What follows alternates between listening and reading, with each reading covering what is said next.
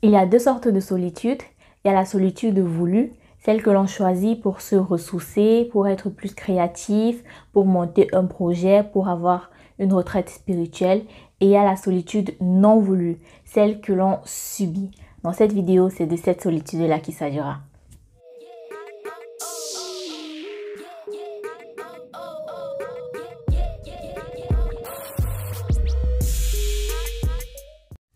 Allô, je suis Selina Diallo et bienvenue dans Connaître l'Allemagne. Si tu n'as pas encore fait, merci de t'abonner à ma chaîne et d'activer la cloche de notification. Alors, déjà, il faut savoir que la solitude, ce n'est pas relatif aux personnes, mais c'est plutôt relatif aux situations. Donc, on ne dira pas que il y a certaines personnes qui sont épargnées par la solitude et d'autres qui ne le sont pas. Non, autant les personnes introverties que extraverties sont concernées par la solitude. La solitude apparaît généralement entre 18 et 25 ans parce que c'est dans cette période-là que on devient mature en quelque sorte. On a nos premières déceptions amoureuses et amicales. On a nos premiers vrais projets. On sort du nid familial pour la plupart. On a des projets professionnels. On a envie de se développer, de croître. Et on touche un peu à peu près du doigt la maturité. Et c'est à ce moment-là que la plupart des personnes se sentent perdues et surtout seules. Et là, vous allez me dire, c'est quoi le rapport avec l'Allemagne? Vous inquiétez pas, vous allez comprendre tout de suite.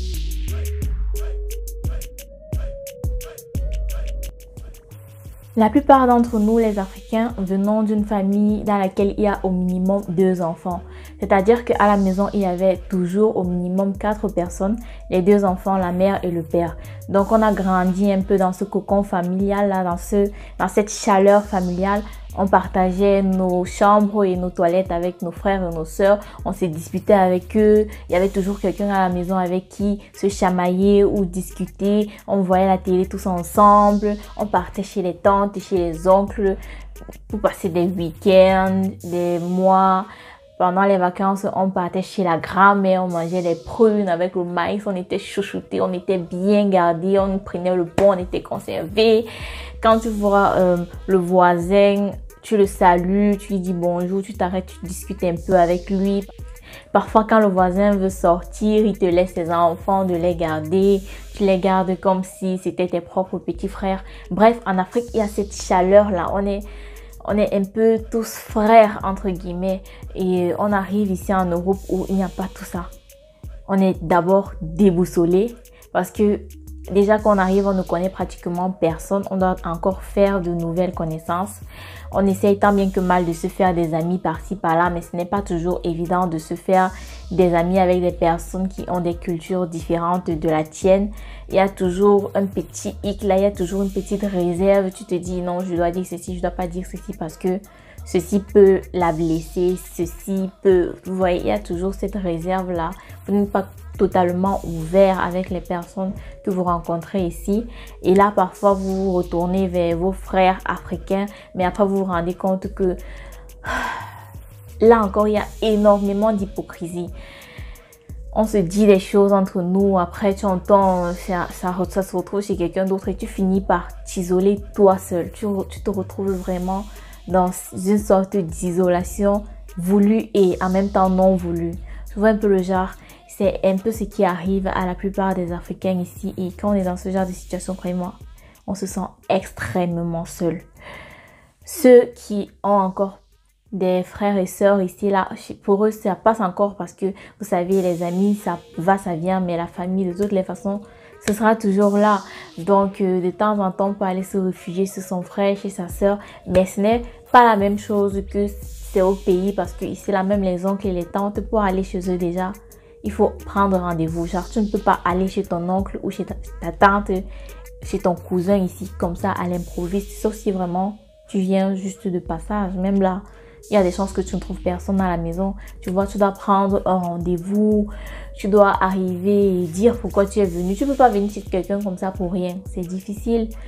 Donc là, la nostalgie, tu commences à te rappeler de tes amis avec lesquels vous vous retrouvez au pays pour vous dire tout et rien. Et ça te manque. À ce moment-là, tu te sens énormément seul. C'est-à-dire que la solitude ici, c'est vraiment un truc. ça touche énormément de personnes. Là, on les voit sur Facebook avec les photos et tout, hashtag Berlin et ce genre de choses, alors que au fond, c'est tout ce qu'ils ont. C'est très difficile ici. C'est très difficile de se faire des amis.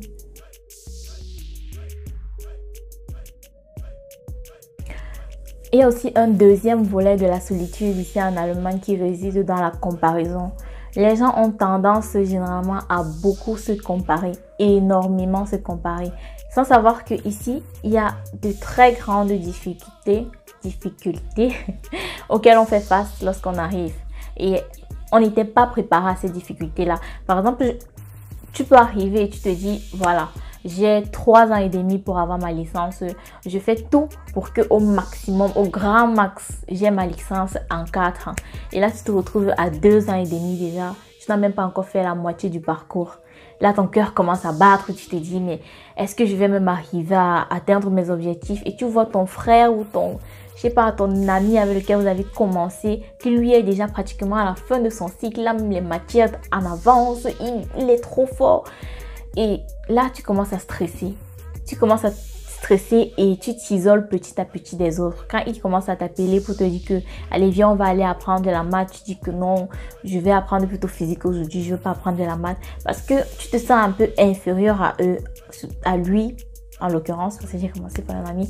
Tu te sens inférieur à lui parce que tu te dis, non, lui, il est trop avancé, il va me casser ses mains avec les maths. Là-bas, quand il va commencer à parler, je serai la dernière à parler ou à comprendre. Mieux c'est que je reste dans mon coin. Et c'est là où au fur et à mesure que tu t'isoles, tu te sens de plus en plus seul. C'est une erreur à ne pas commettre. Je vous en prie, chacun a sa chance, chacun a son destin. Si ton ami passe toutes ses matières chaque semestre, ce n'est pas obligé que ce soit le cas pour toi parce que vous ne traversez pas les mêmes réalités. Ton ami peut être issu d'une famille qui est assez aisée, lui envoie de l'argent tous les mois, genre même 2 fois par mois, alors que toi, tu es le père, tu es la mère de ta famille, tu dois te battre déjà pour tes petits frères, tu dois te battre pour toi-même, tu dois te battre encore pour ton avenir, tu dois travailler pour pouvoir payer tes frais de scolarité. Tu dois faire énormément de choses en même temps. Du coup, ça te ralentit dans tes études. Ce n'est pas grave. Parce que en fin de compte, c'est l'arrivée qui est le plus important. Le chemin, en fait, c'est juste le biais. En fait, tu ne dois pas te frustrer par rapport à ton chemin. Je prends un exemple. Il y a les personnes qui naissent milliardaires. Il y a les personnes qui gagnent au loto, par exemple, à 60 ans et qui sont aussi milliardaires. Il y a d'autres personnes qui naissent pauvres, qui travaillent leur fortune tout au long de leur vie et qui deviennent milliardaires. En fin de compte, toutes ces 3 personnes sont des milliardaires. Donc vous voyez, c'est le résultat qui compte. Chacun a sa vie, chacun a son destin.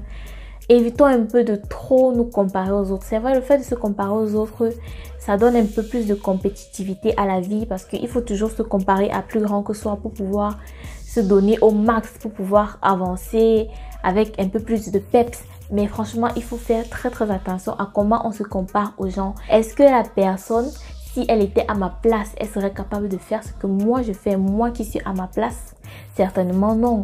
Parce que en fin de compte, chaque personne a ses capacités et a ses limites. Une personne peut très bien s'en sortir si elle est entourée. Comme il y a des élèves par exemple qui réussissent lorsqu'ils ont des répétiteurs en chaque matière. Mais lorsque tu leur enlèves leur répétiteur, ils deviennent nuls. Il y a d'autres personnes que elles sont très fortes en répétiteur et à partir du moment où tu leur donnes des répétiteurs, elles deviennent nulles. Donc chacun son destin. Arrêtons de nous comparer aux autres.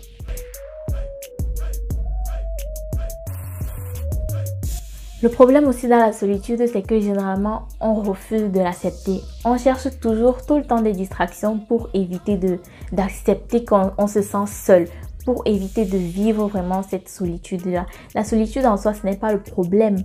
Le problème, c'est quelque chose qui t'a entraîné à la solitude.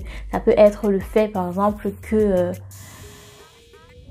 comme l'exemple que j'ai pris tout à l'heure, que tu te sens inférieur à tes amis, du coup, tu t'isoles.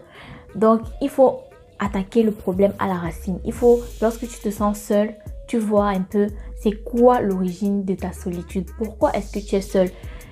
Essayer d'attaquer le problème et de le résoudre plutôt que de se lancer dans des distractions comme par exemple se bourrer de travail ou prendre des remèdes pour essayer de dormir plus rapidement parce que la solitude, ça nous prend le plus au moment de dormir.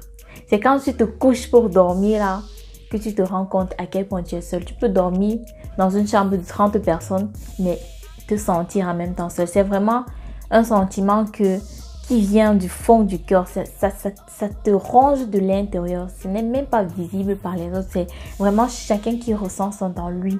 Et quand tu traverses ce genre de moment, tu dois vraiment accepter d'abord que tu es seul, que tu te sens seul, que tu souffres de solitude. Tu peux pleurer, tu peux te lamenter. Tu dois d'abord traverser ça. Ne refusons pas de souffrir lorsqu'on se sent seul. Souffrons d'être seul. Acceptons qu'on est seul. Acceptons que on est nul par exemple, on n'arrive pas à terminer nos matières et disons-nous, demain je vais me lever et je vais faire 10 exercices de maths. Comme ça, après-demain, je fais encore 10 exercices. D'ici la semaine prochaine, j'aurai compris tout le premier chapitre de maths. Disons-nous des choses comme ça. Mais lorsqu'on traverse cette solitude, essayons vraiment de la comprendre, de voir c'est quoi ses origines et de la traiter dans le fond. Dites-moi en commentaire les petits conseils que vous appliquez lorsque ça ne va pas. C'était tout pour cette vidéo. Merci de m'avoir suivi jusqu'ici. Abonnez-vous, likez, partagez. Je vous fais de gros bisous et je vous dis à très bientôt. Ciao!